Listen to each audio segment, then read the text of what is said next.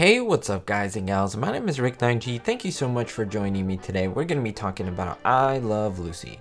More specifically about the season 3 episode, The $1 Million Idea. Now, a lot of you liked the video I uploaded not too long ago where I talked a little bit more in depth about the $1 Million Idea episode and let you know how much the old-fashioned salad dressing that Aunt Martha allegedly made, that's according to Lucy, was worth in today's money, because they gave us the cost, of course, in 1953 money, but I gave you today's cost. But I'm going to look at, well, what's the recipe for Aunt Martha's old-fashioned salad dressing? Now, many of you have asked me. It was pretty popular in the comments for that video. By the way, if you haven't seen that video, you should check it out. I'll put a link in the description of this video for you to watch it afterwards. But going back to the recipe, a lot of people ask me, well, Rick, what's in this old-fashioned salad dressing? I want to try it.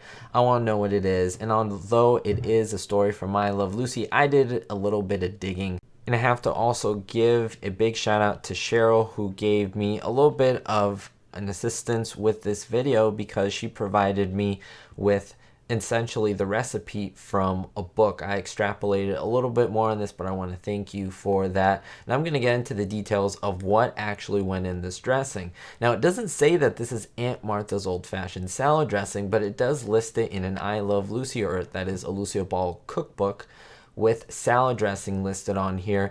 And the episode does mention several ingredients, including onions and salt and oil, things like that. And all of these are present in this actual recipe. So I think that this is it. In essence, I Love Lucy was a show in which Lucy and Desi actually used names of people that they knew in real life and put them in the show. They used street names. They used a lot of things that were familiar to them, and it wouldn't be out of the realm of the ordinary to make the connection between the old-fashioned salad dressing recipe and this one. So if you do have a pen and paper, you do want to write this down, I will give you the recipe as it is written in the book. Now you need 7/8 cup of sugar. You need 1 cup of water, 1 small onion. It doesn't give the proportion, but it says smaller, so you don't want to get the big ones here. I would say the white onion. And then 1 garlic clove, 2 tablespoons of vinegar. Not teaspoons, but tablespoons.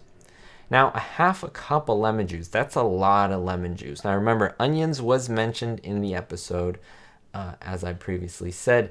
Teaspoon of salt, 1 teaspoon of paprika, 1 teaspoon of celery salt as well, 1 teaspoon of dry mustard, as opposed to wet mustard, I guess, and 1/4 cup of catsup or ketchup, and 1 cup of salad oil. So it has the oil, it has, I believe they mentioned garlic, but for sure onions, because Ricky cries with the onions, and the salt. So it would be something that would apply to all of this. Now, a lot of dressings have similar ingredients, but it is interesting to note that especially the onion is in there, because onions don't go into every salad dressing. Now, you're supposed to boil the sugar and the water together until it makes a soft ball in the cold water. You let it cool.